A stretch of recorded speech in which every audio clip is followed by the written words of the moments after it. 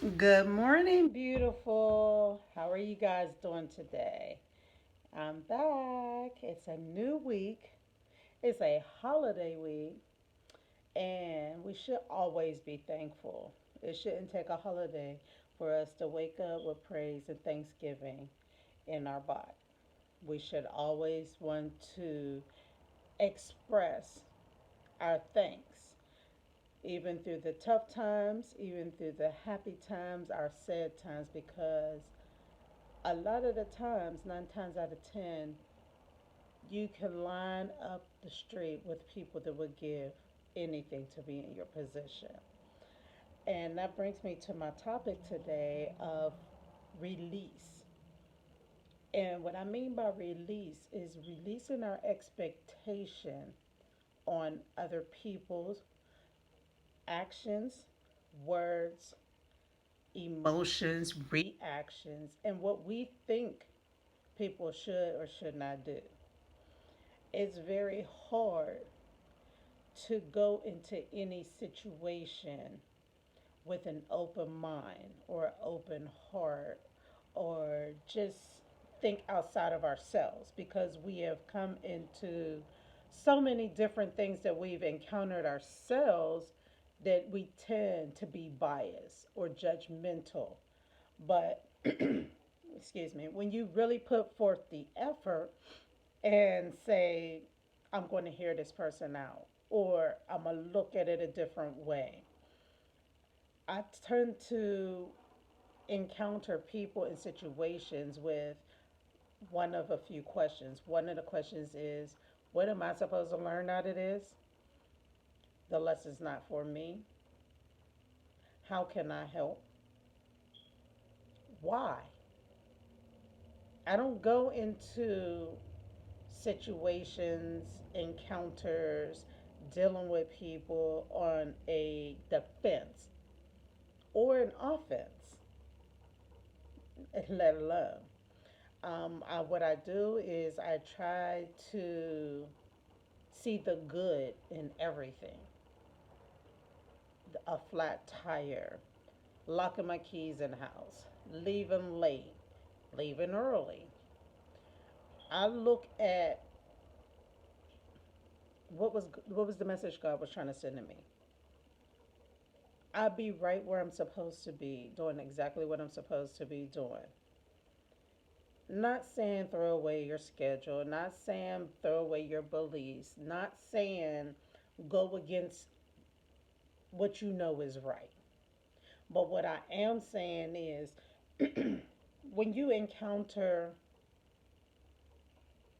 a drug addict, an alcoholic, a single parent, a child that's acting out, a lot of the times it has to do with something that happened before. They're acting out because they're crying out for help, or they want somebody to understand, or they've tried different avenues and it didn't work, or they're doing what they're comfortable with. That defense mechanism, they're performing an act based off of I gotta protect myself. It's a protection for them. It's a wall. It's a barrier. But I feel like if we would take the time to get outside of ourselves and really and truly, genuinely care about the next person, it would give them the encouragement to not drink that day, to not smoke that day, to not yell that day, or just be quiet.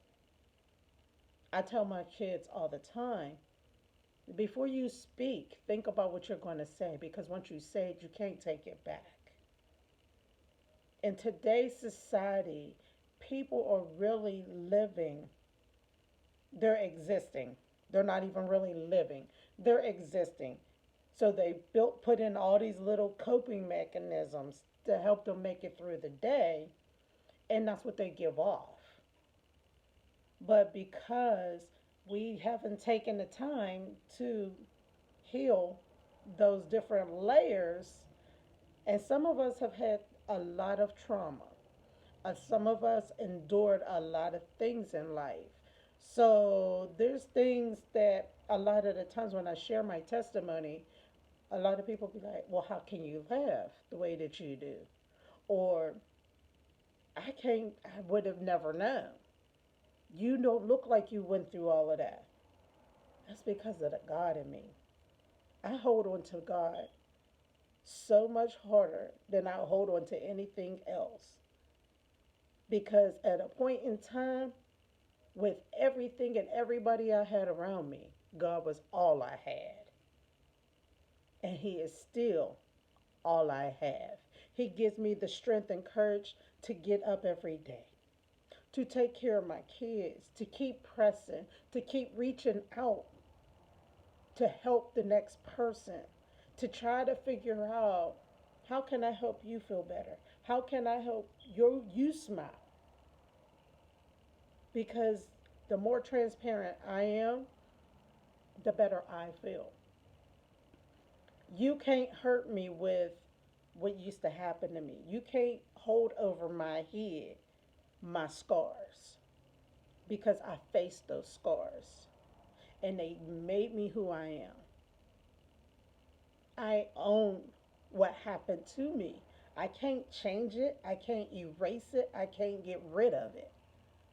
But what I can do is use it as a tool to be a better person, to make different decisions, to make better choices in my life. That's what I can do. I choose to love. I choose to be happy. I choose to be a better mom. I choose to do better. I choose to give God glory. I choose to be obedient.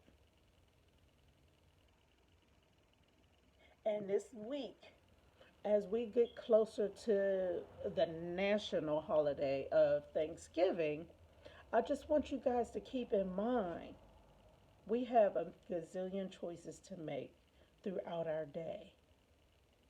And it doesn't start with a huge, it's not always large.